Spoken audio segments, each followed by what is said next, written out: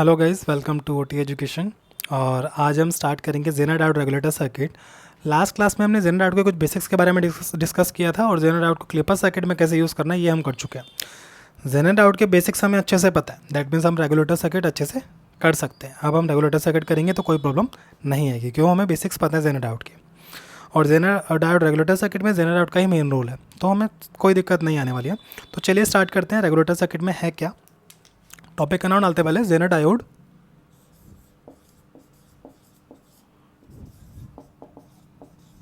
Regulator circuit.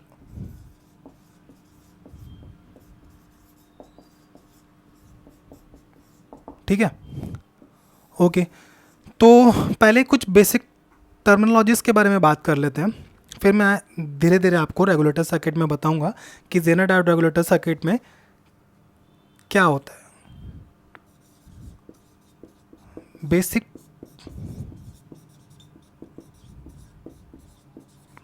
Terminology, ठीक है।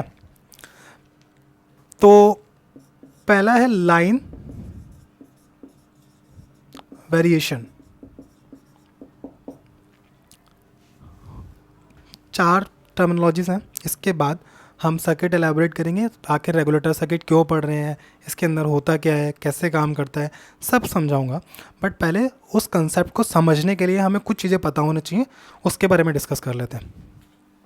Line variation का मतलब क्या है कि अगर कोई सर्किट, किसी भी सर्किट में सर्किट का आउटपुट जो है वो इनपुट के साथ साथ चेंज होता है। अगर मैं इनपुट को चेंज कर रहा हूँ तो उसका आउटपुट अफेक्ट हो रहा है, तो वो सर्किट लाइन वेरिएशन को फॉलो करता है।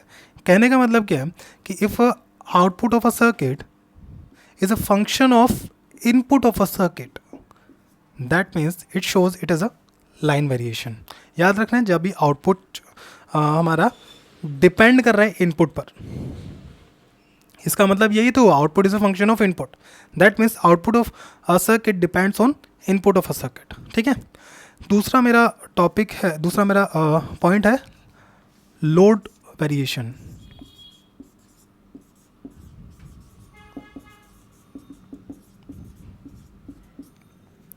लोड वेरिएशन में क्या होता है, जो आउटपुट है वो डिपेंड करता है लोड रेजिस्टेंस पे।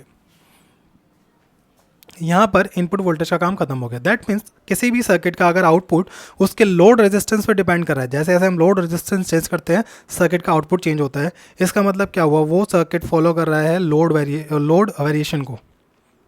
ठीक है, सिंपल सा कंसेप्ट दोबारा समझा देता हूँ, कोई इसमें मतलब रॉकेट साइंस नहीं है, बहुत ईजी सी स्टेटमेंट है।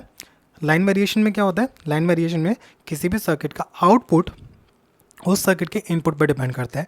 जैसे जैसे इनपुट चेंज होता है सर्किट का आउटपुट चेंज होता है। ठीक है। लोड वेरिएशन में जो सर्किट का आउटपुट है वो उसके लोड रेजिस्टेंस पे डिपेंड करता है। जैसे जैसे रेजिस्टेंस चेंज होता है सर्किट का आउटपुट चेंज होता है। यही मैंने लिखा है, output is a function of load resistance here in load regulation, and output is a function of input voltage in case of line variation. ठीक है। थर्ड जो हमारे पास है कंसेप्ट, वो है लाइन रेगुलेशन।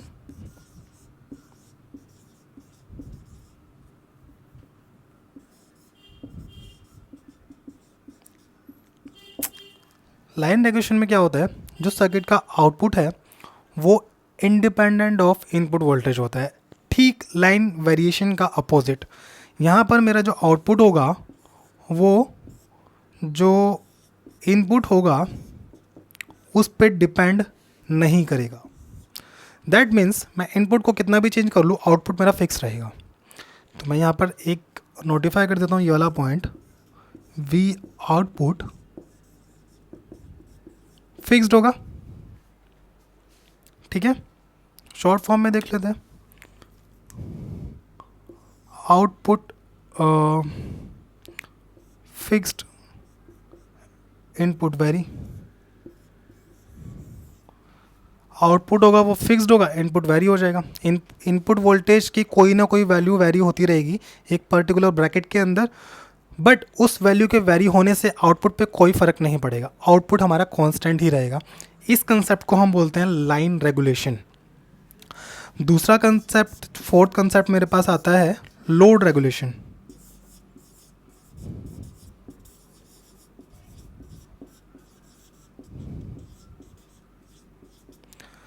लोड रेगुलेशन में क्या होता है, जो आउटपुट है वो फंक्शन ऑफ आर एल नहीं होता। लोड वेरिएशन में फंक्शन ऑफ आर एल होता है आउटपुट, लोड रेगुलेशन में नहीं होता। इसका मतलब क्या है, मैं आर एल को कितना मर्जी चेंज कर लूँ, आउटपुट मेरा फिक्स रहेगा।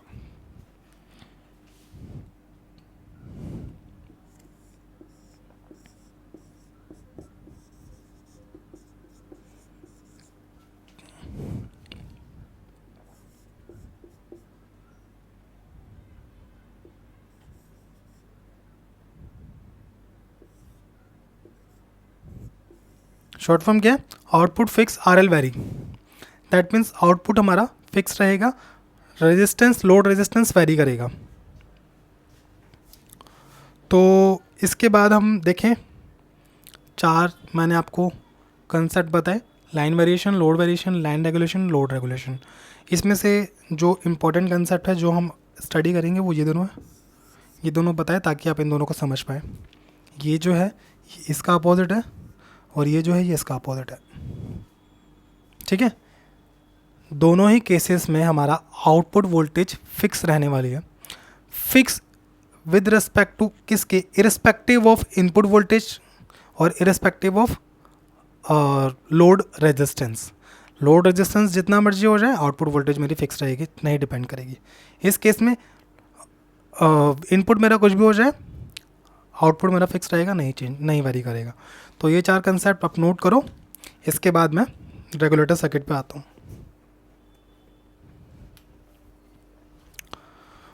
ठीक है, चलिए।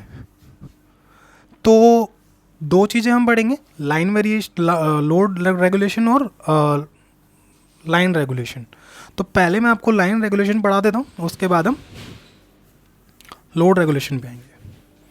तो लोड रेगुलेशन देख लेते हैं, नेक्स्ट क्लास में करेंगे। आज की क्लास में हम लाइन रेगुलेशन कर लेते हैं, दैट मीन्स इस लेक्चर में।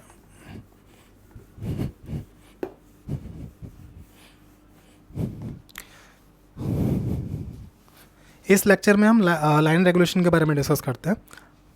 तो यहाँ पर लाइन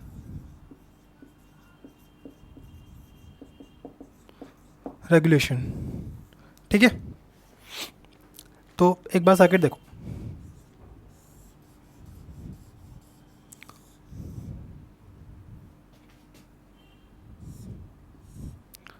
ये मैं एक जेनर डायोड रेगुलेटर का सर्किट बना देता हूँ ऐसे।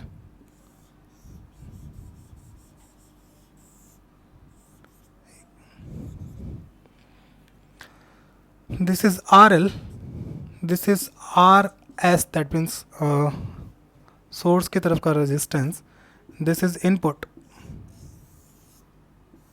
ओके। और यहाँ से हम इस सर्किट का आउटपुट लेते हैं, ठीक है। ये मेरा है Zener diode shunt regulator circuit. देखो, इस सर्किट को हम लाइन रेगुलेशन के कंसेप्ट में पढ़ेंगे कि लाइन रेगुलेशन में आखिर होता गया। अगर आपके इसके बाद मैं लाइन रेगुलेशन पढ़ाने के बाद आपको क्वेश्चन भी करा के दिखाऊंगा कि लाइन रेगुलेशन में क्वेश्चन आते कैसे हैं, न्यूमेरिकल्स कैसे आते हैं। कंसेप्ट बहुत ईजी है। कंसेप्ट अगर मैंने आपको पढ़ा दी तो आपको बस यही लगेगा कि ये नेटवर्क का कंसेप्ट है, एनालॉग का कंसेप्ट है ही नहीं। और सच्ची में पूरा कंसेप्ट ही नेटवर्क पे बेस है। थोड़ा बहुत आपको KCL KVL लगाना उस पे ही बेस है, कुछ ऐसा कुछ खास नहीं है। क्योंकि कंसेप्ट ईजी है ना, इसलिए इस पर क्वेश्चन भी ईजी आते हैं। बट क्वेश्चन में ईजी क्या आता है, क्वेश्चन का कंसेप्ट तो ईजी है।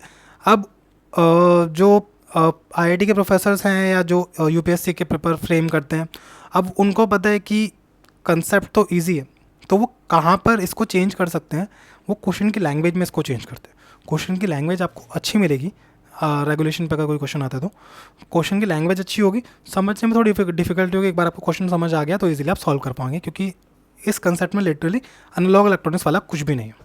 तो चलिए स्टार्ट करते हैं। रेगुलेशन सर्किट मैं बता दिया। देखो, इसको मैं लाइन रेगुलेशन के कंसेप्ट में पढ़ा रहा हूँ। लाइन रेगुलेशन में मैंने आपको इससे पहले वाली स्लाइड में एक चीज़ बताई थी, लाइन रेगुलेशन में मेरा आउटपुट फिक्स होगा, लोड रेगुलेशन में भी फिक्स होगा, बट इसमें स्पेशल बात क्या, लाइन रेगुलेशन में आउटपुट फिक्स होगा irrespective of input voltage, input vary करेगा। लाइन रेगुलेशन में आउटपुट फिक्स, इनपुट वैरी।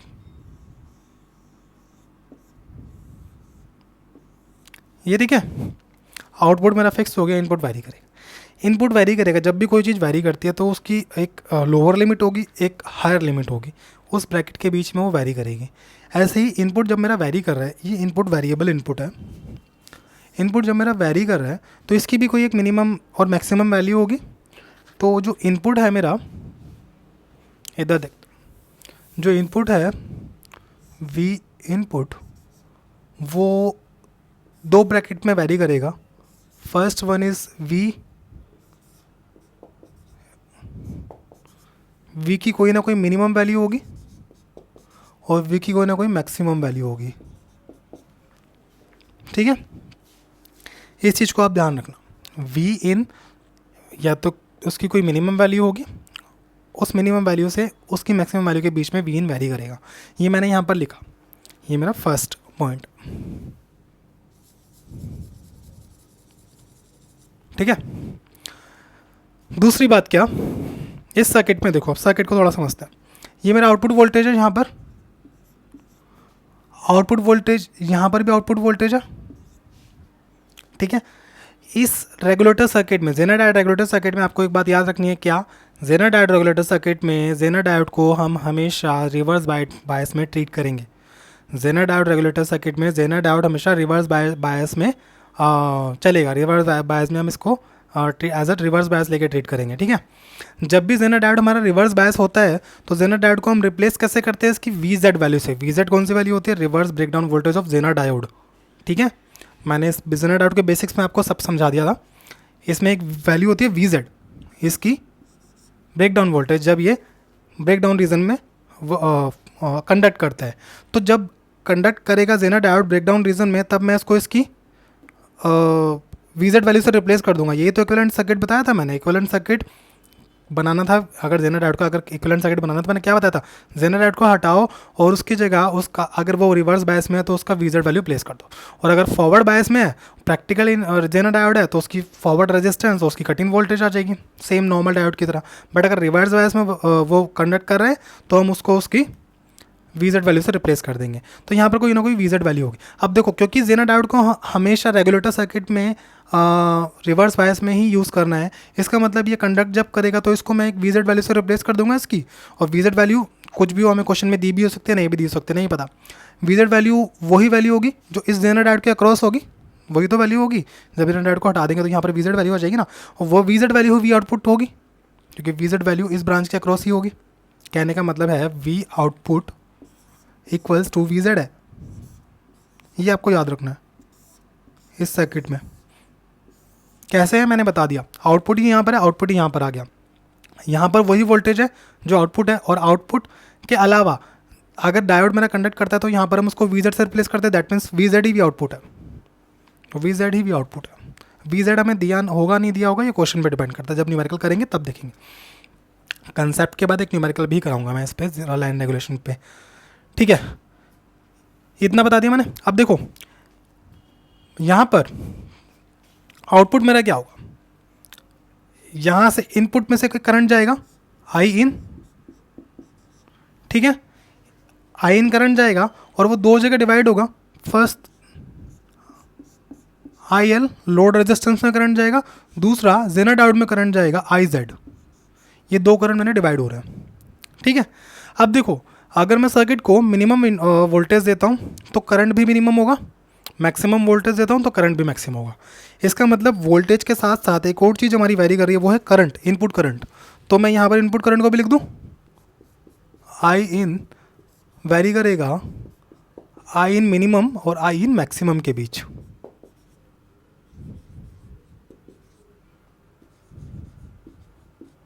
ठीक है, ये मेरा दूसरा पॉइंट है।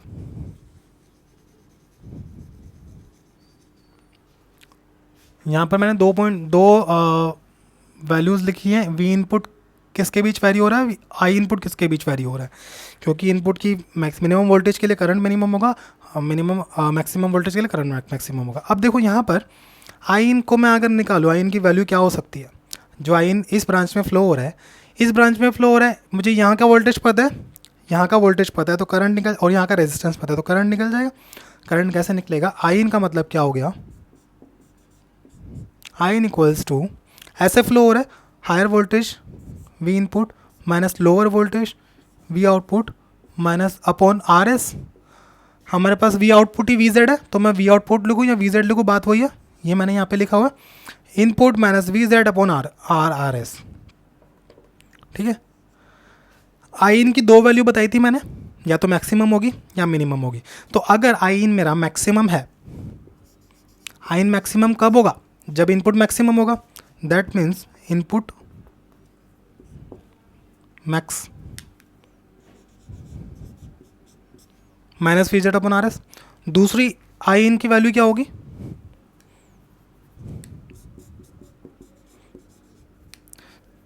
मिनिमम वैल्यू होगी आई इन की, वो क्या होगी, वी इनपुट जब मिनिमम होगा,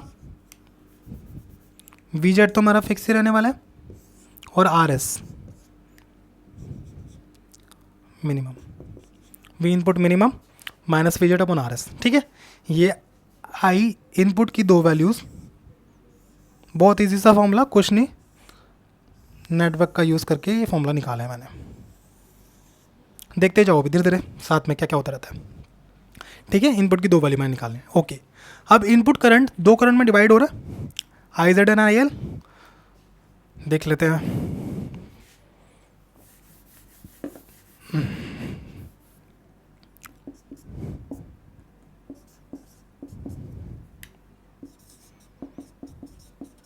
input current I input equals to, दो पार्ट में डिवाइड हो रहा है, first one is Z and second one is L, that means I Z plus I L, इतना आपको पता है, I Z plus I L. ठीक है, देखो अगर मैं आई एल को निकालूं, आई एल मेरा, इधर देखो, आई एल जो है, आई एल क्या होगा, लोड रेजिस्टेंस में जो करंट होगा, output upon are L, I L निकल जाएगा, we output upon R L, that means output को हम आप वी जेड भी लिख सकते हैं, मैंने बताया यहाँ पे, तो V Z upon R L. ठीक है, ये हमने देखा आई एल की जो वैल्यू है। यहाँ पर देखो, ये जो है हमारा वी जेड, ये फिक्स्ड है, वी जेड की कोई ना कोई फिक्स वैल्यू होगी ना, जो जेनर वोल्टेज है उसकी कोई ना कोई फिक्स वैल्यू होगी, वी जेड फिक्स है। आर एल लोड रेजिस्टेंस भी हमारा फिक्स है, मैंने ये थोड़ा ना बोला लोड रेजिस्टेंस चेंज होगा, आउटपुट फिक्स है, लोड रेजिस्टेंस भी फिक्स होगा। देखो आउटपुट फिक्स है, दैट मीन्स वी जेड भी फिक्स है, वी जेड और आउटपुट एक ही तो है, आउटपुट मेरा फिक्स्ड है, मैंने स्टार्टिंग में बोला था लाइन और रेगुलेशन में आउटपुट हमेशा फिक्स होता है, आउटपुट फिक्स है, दैट मीन्स वी जेड भी फिक्स है, आर एल भी मेरा फिक्स है। आर एल क्यों फिक्स है, आर एल चेंज नहीं हो रहा है सर्किट में, आर एल फिक्स है। इसका मतलब क्या हुआ, जो मेरा आई एल हुआ वो भी फिक्स हुआ,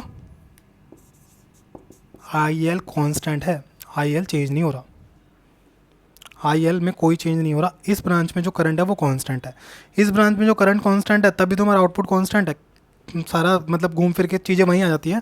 आउटपुट कांस्टेंट क्यों है, क्योंकि इस ब्रांच में करंट कांस्टेंट है, आर एल कॉन्स्टेंट है, इसलिए आउटपुट कांस्टेंट है। तो बेसिकली आई एल कॉन्स्टेंट है, मैं आपको ये बताना चाह रहा हूँ, ये आई एल है ना, ये कॉन्स्टेंट है, ये कुछ भी वैरी नहीं कर रहा। ठीक है, लेकिन हमें पता है कि हमारा जो इनपुट है ना वो वैरी कर रहा है, इनपुट की मिनिमम वैल्यू होती है एक, और उसके भी मिनिमम मैक्सिमम के बीच में कोई भी वैल्यू हो सकती है बेसिकली। तो हम एक्सट्रीम एंड लेके चलते हैं, या तो मिनिमम वैल्यू होगी मैक्सिमम वैल्यू होगी, इनपुट की मिनिमम वैल्यू होगी तब भी हमारा R L I L fix ही रहेगा। एग्जाम्पल के लिए देखो, अगर मेरा इनपुट, एग्जाम्पल के लिए बता रहा हूँ कोई भी वैल्यू, इसको वैसे एज्यूम मत करना कि मैंने कोई और वैल्यू बताई है। आई इन अगर मैं मिनिमम की वैल्यू 15 मिली एम्पियर ले लूँ, ओके, आई इन मैक्सिमम की वैल्यू 50 मिली एम्पियर ले लूँ, ठीक है, 50 मिली एम्पियर ले लिया। अब देखो आई एल की वैल्यू मैं फिक्स कर देता हूँ, आई एल मेरा 5 मिली एम्पियर, ऐसा मैं एज्यूम कर रहा हूँ कि आई एल मेरा 5 मिली एम्पियर। यहाँ से अगर मैं आई इन की मैं मिनिमम वैल्यू लेता हूँ, 15 एम्पियर मिनिमम वैल्यू ले, आई इन 15 एम्पियर यहाँ से चला, सबसे पहले तो 5 एम्पियर मेरा आई एल लेगा ही लेगा, वो फिक्स है कि आई एल को 5 एम्पियर लेना ही लेना है। तो आई जेड कितना हुआ मेरा, कितना बचा, 10 एम्पियर, 15 एम्पियर चला था, 5 एम्पियर इसमें चला गया, 10 एम्पियर इसमें हो गया। दैट मीन्स आई इन की कौन सी वैल्यू ले रहा हूँ मैं, मिनिमम वैल्यू मैं ले रहा हूँ। और आई इन मिनिमम कितना हो जाएगा, आई जेड प्लस में आई एल तो मेरा फिक्स है, इसको तो मैं छेड़ूंगा ही नहीं। 5 एम्पियर इसके पास जाना ही जाना है, 5 मिली एम्पियर इसके पास जाना ही जाना है। यहाँ से मेरे पास कितना चला था, 15 मिली एम्पियर, ये मैंने 15 मिली एम्पियर लिया input. That means I Z कितना हो गया मेरे पास, आई जेड कितना हो गया, 10 मिली एम्पियर, है ना। अगर मैं आई मैक्स लूँ, आई in maximum,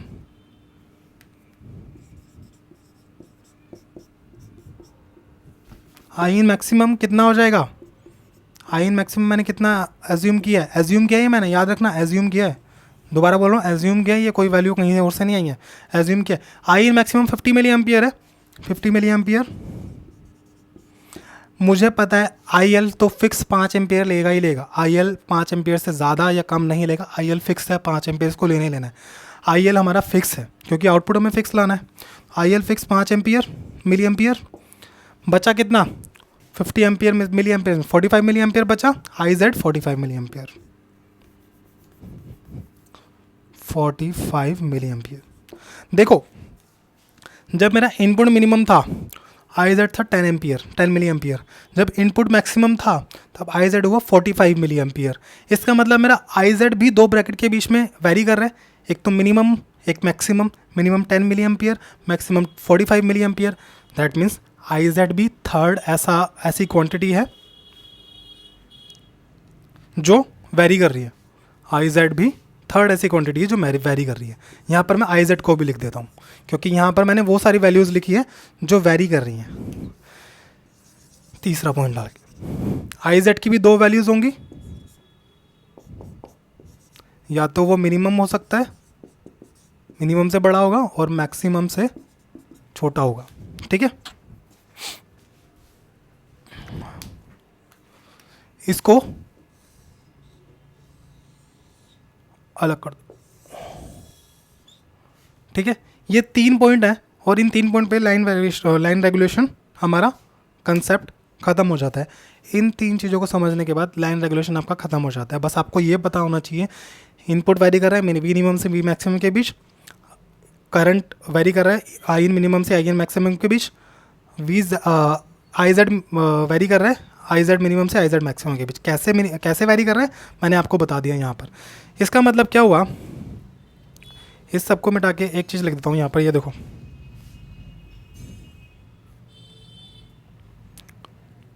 I in minimum I Z minimum plus I L, ठीक है। एक इक्वेशन तो ये होगी आई इन मैक्सिमम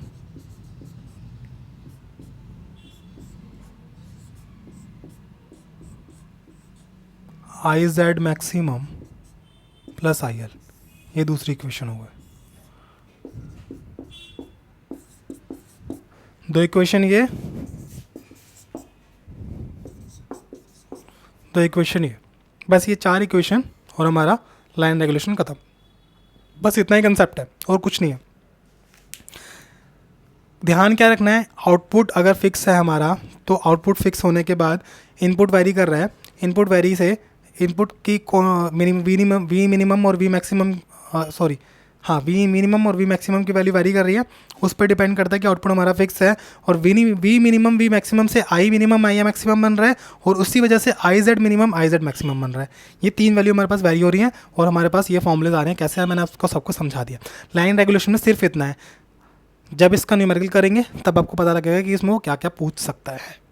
कुछ नहीं पूछेगा, एक चीज़ दे देगा, 2-3 पैरामीटर्स दे देगा, डायोड के पैरामीटर दे देगा आपको, इनपुट की रेंज दे देगा, या फिर कोई I Z minimum I Z maximum दे देगा और रेटिंग पूछ लेगा डायोड की, या फिर इनपुट करंट की रेंज पूछ लेगा कि किस रेंज में इनपुट करंट वेरी कर रहा है।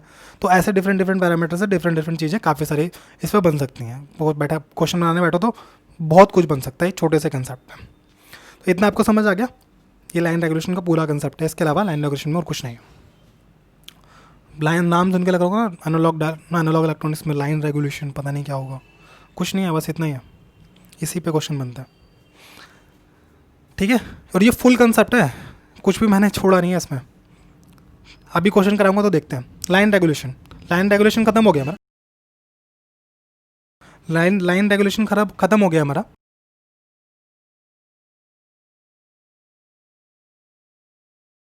नेक्स्ट क्लास में हम लोड रेगुलेशन के बारे में डिस्कस करेंगे।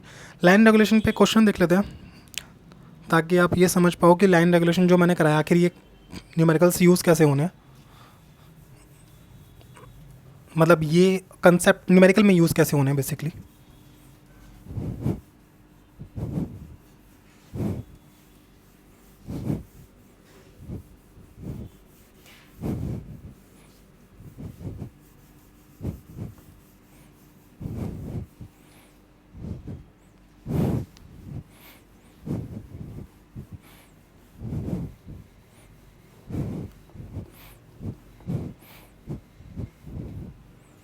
फॉर्मूलेज मैंने इसलिए छोड़ दिए ताकि कनेक्ट कर पाओ आप अभी मैं न्यूमेरिकल जो कराऊंगा उससे। ठीक है, तो क्वेश्चन देख लेते हैं। लाइन रेगुलेशन पे रिलेटेड, लाइन रेगुलेशन कंसेप्ट पे बेस्ड एक क्वेश्चन देख लेते हैं, उससे आपको समझ आ जाएगा जो कंसेप्ट हमने अभी तक पढ़े हैं वो कैसे अप्लाई करने हैं न्यूमेरिकल में, और गेट में कैसे न्यूमेरिकल आ सकते हैं इस कंसेप्ट से लेकर। ठीक है, तो देखो एक क्वेश्चन है, क्वेश्चन में दिया हुआ है रेगुलेटर सर्किट कुछ ऐसे, ये resistance, this is Zener diode, input voltage, load resistance. Okay, values क्या दी हुई है? लोड रेजिस्टेंस की वैल्यू दी 1 किलो ओम, जेना डायोड में वी जेड की वैल्यू दी हुई है 5 वोल्ट, आर एस की वैल्यू नहीं दी हुई, इनपुट की रेंज दी हुई है 5.7 टू 6.3 वोल्ट। ठीक है, वी आउटपुट हम यहाँ से लेंगे इस सर्किट में, और क्या आई जेड मिनिमम की वैल्यू हमें दी हुई, यहाँ पे लिख देता हूँ आई जेड मिनिमम की वैल्यू दी हो 2 मिली एम्पियर, इतना हमें क्वेश्चन में गिवन है। रेगुलेटर सर्किट दिया हुआ है, लोड रेजिस्टेंस की वैल्यू दी हुई है, वी जेड की वैल्यू दी हुई है, इनपुट की रेंज दी हुई है, आई जेड मिनिमम की वैल्यू दी हुई है। पूछा क्या है? उसने पूछा आर एस निकालो पहला, दूसरा उसने पूछा है power rating of Jenner diode. ठीक है, आर एस निकालना ईजी है। ये रेटिंग वाला कंसेप्ट मैंने क्यों इंक्लूड किया है, बहुत इंपॉर्टेंट बात बतानी है इसमें, क्या थोड़ा सा इसमें वेरिएशन हो सकती है। पावर रेटिंग जेनर डायोड की निकालनी है और आर एस निकालना है। ठीक है, तो स्टार्ट करते हैं। स्टार्ट कैसे करना है देखो,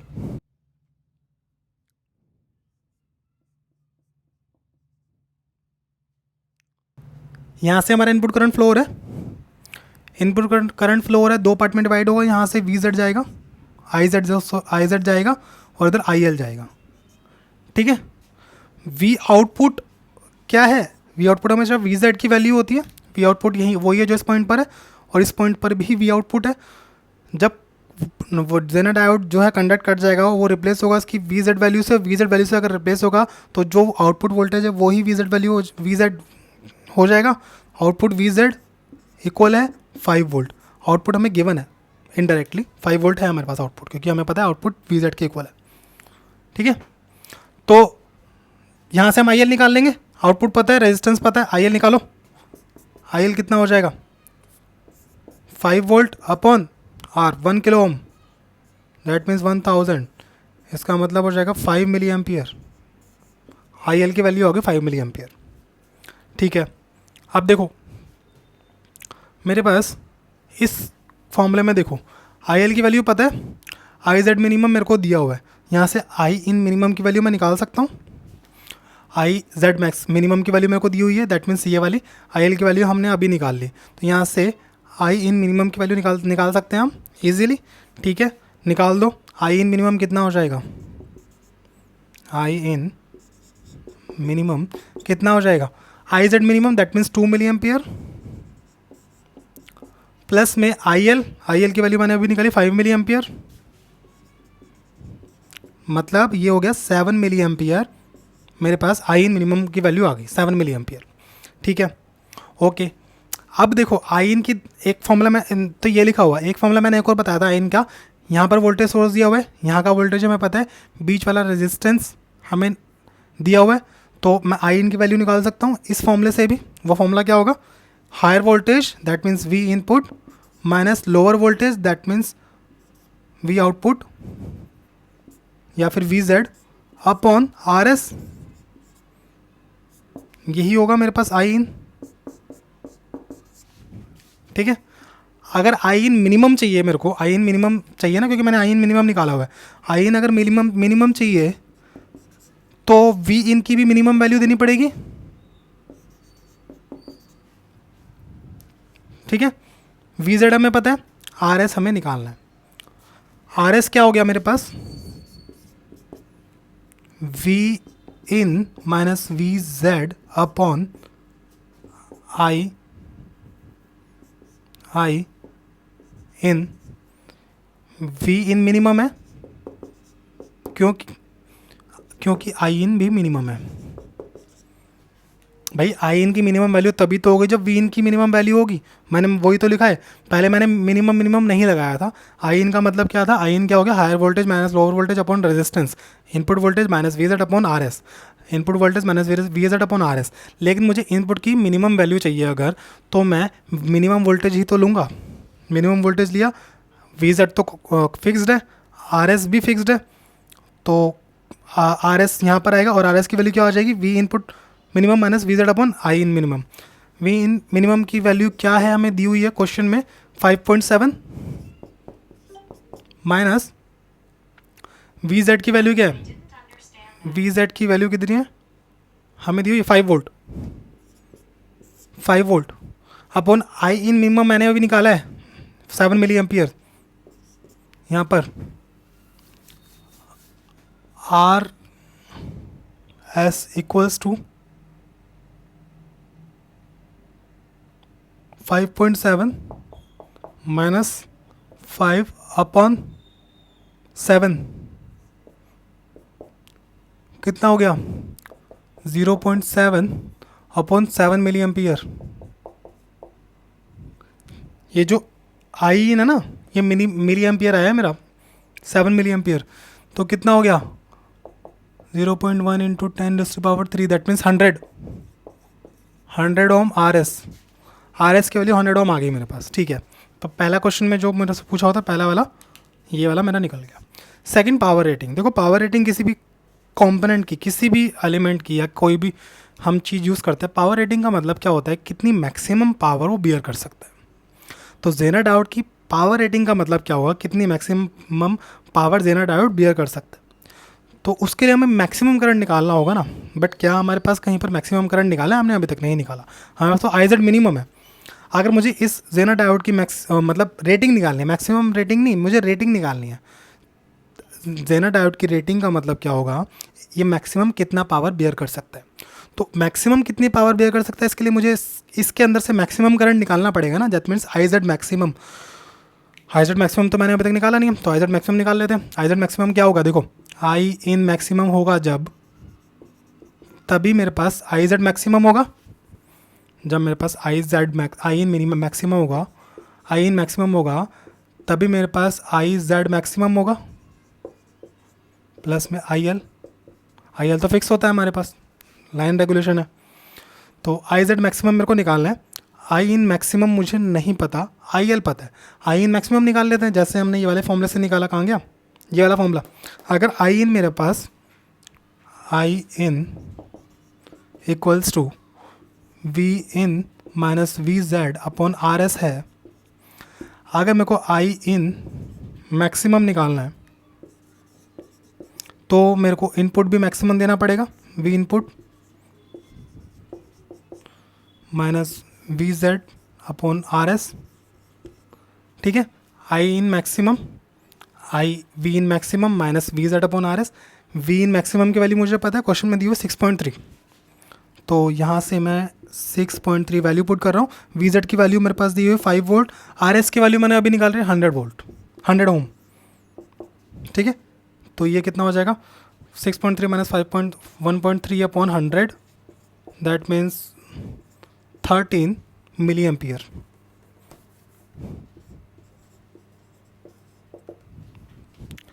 ये मेरे पास आई इन मैक्सिमम की वैल्यू आ गई। अब आई इन मैक्सिमम की वैल्यू मेरे पास आ गई, तो आई जेड मैक्सिमम की वैल्यू यहाँ से निकाल लेते हैं।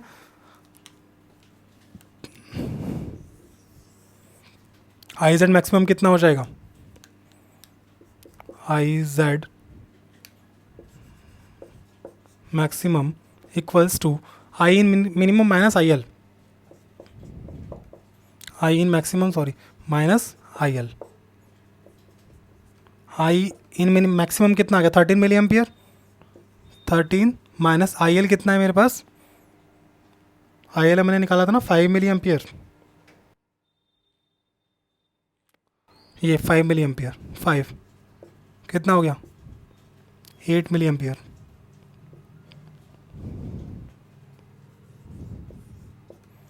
आई जेड मैक्सिमम मेरे पास आ गया 8 मिली एम्पियर। अब पावर रेटिंग, पावर रेटिंग का फॉर्मूला क्या होता है, P is equal to V into I होता है। Power rating V into I होता है ना, जेनर डायोड की पावर रेटिंग है, that means V Z zener diode की वोल्टेज इंटू में I Z, but I Z कौन सा होना चाहिए, maximum, that means V Z into I Z maximum. Maximum क्यों, पावर रेटिंग हमेशा मैक्सिमम कंपोनेंट मैक्सिमम क्वांटिटीज से निकाली जाती है। तो V Z into I Z maximum. I Z maximum क्या है हमारे पास, अभी हमने निकाला 13 milli ampere, I Z maximum है नहीं 8 मिली एम्पियर, वी जेड कितना है 5 into 8 milli ampere, V Z है 5 वोल्ट 40 मिली वाट। ये मेरे पास पावर रेटिंग आ गई,